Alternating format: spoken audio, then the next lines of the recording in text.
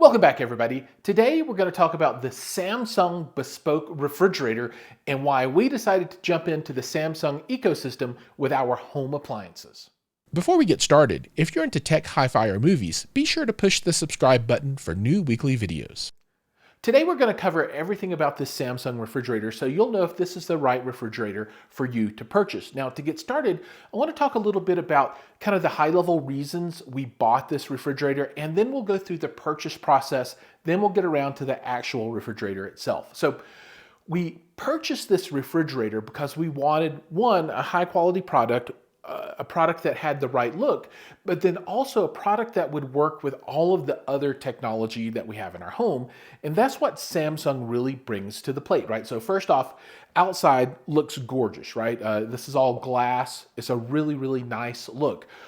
Technologically, this thing's super advanced. And this is what I even call the dumb version. It doesn't have the home center. So on the expensive model, you get a nice little touch screen, which is really cool. We're not going to cover that because we don't have it. But if you want a really high-tech version, you can get that. But I think more than all of those items is the way that this refrigerator will interact with our other Samsung technology. A good example of this is if you open the door and you leave this thing open. On most refrigerators, you get the little ding, ding, ding, ding to let you know that you've left the door open too long. Well, this takes things a step further. So on my phone or on my frame television, I'll get a message saying, hey, somebody left the refrigerator door open. And that is really nice because maybe I'm in the basement and one of the kids came, got something to drink and walked away. This lets us know we can take action in ways that we would not have been able to before. Also, if you're remote, you can change settings on your refrigerator. So the technology stack here is really awesome. And that is the number one reason that we purchased the refrigerator. Now, another compelling reason was we got this during Black Friday and it was on a really, really good sale. So if you're interested in that kind of thing, keep a watch down below. We'll always have a link to the best price for the fridge. So if you want to pick one up, you can go down there, click, and find the best price. Let's talk about the general design of the bespoke refrigerators. And you can get these in a number of different design styles, right? So there's first the different colors that you can get on the outside. You can get these in stainless steel, white, black, blues, reds, all kinds of different colors. And then you can also mix and match panels to your individual style. I've seen one in all pink, which was kind of interesting if you're into that motif. But what I'm really getting at is that it is very customizable. Also, there are different door configurations. We went with what I kind of call the classic four-door French design. So you've got the two large doors and then two bottom doors. This is a freezer here at the bottom, and then this is a flex zone that you can make warmer or cooler depending on the type of food that you keep in here. Now, they also have a single bottom door version, and then they have a four-door version that is four of these style doors as opposed to the horizontal doors here on the bottom. From a materials point of view, one thing I do want to point out is this is glass, but on the side, you have metal. So if you like to put refrigerator stickers, magnets up on your refrigerator, you can still do that, no problem. Now let's move inside of the refrigerator and talk about a few features. So first, as I mentioned before, you can get the family hub here if you want that screen. On this side, there's also what's called the beverage center. So there's a secret little latch here that opens up not the full door, but this piece here that lets you get to your beverages.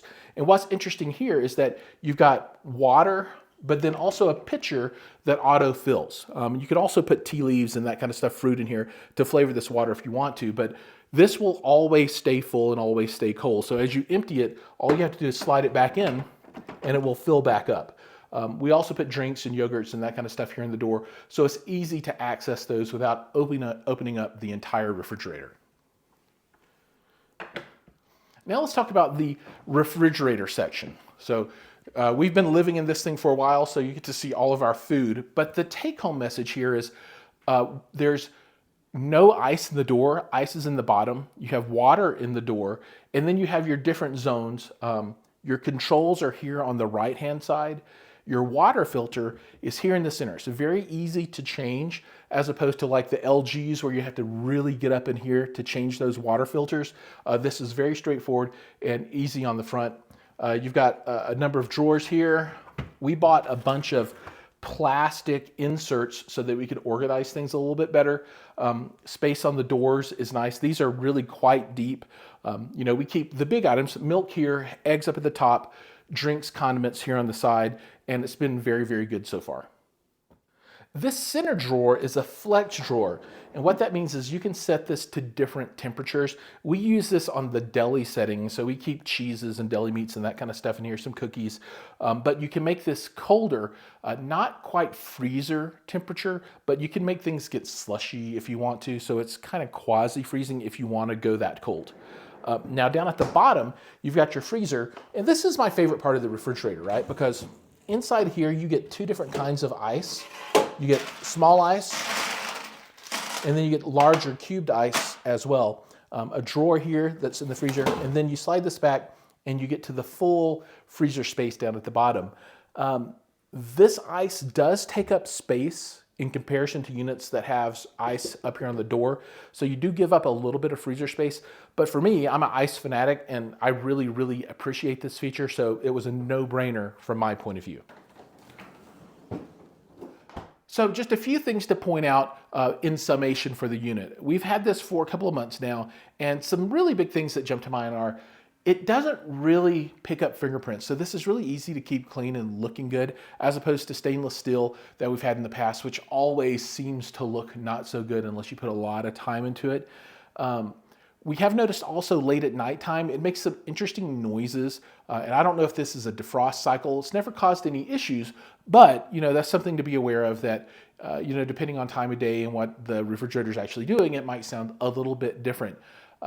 The controls via cell phone and the SmartThings app have been key. That's how we make all of the changes. Like I showed inside, you can make those changes in the panel, but for us, it's just as easy to do it via phone and app, and that's what we've done. So all in all, we found the refrigerator to be a really good value. It's performed flawlessly so far. Now, one more thing that I do want to point out is when you purchase this, I would absolutely pick up the installation and the cart away of your old refrigerator. I mean, these things are super heavy, and the guys that brought this in, they were working hard to get this in the house. It is super deep, and they had to take a door off the hinges, all kinds of stuff to get it in. So maybe avail yourself of that service. Also, they had a 2-year maintenance plan, the step up, you buy the plan, right? And I almost always say no to those things. But, you know, for the sale they had running where it was just a few dollars for 2 years, we picked that up as well. Hopefully we never have to use it, but it's there just in case we do need to. So all in all, I give this 2 thumbs up, really enjoying it so far. And our plan is to extend this style of appliance to the rest of the appliances in our kitchen, and over time have a full set. All right, hopefully this video has been useful to you. If it has been, please like, subscribe, ring the bell, share, do all those things, and we'll see you in the next video.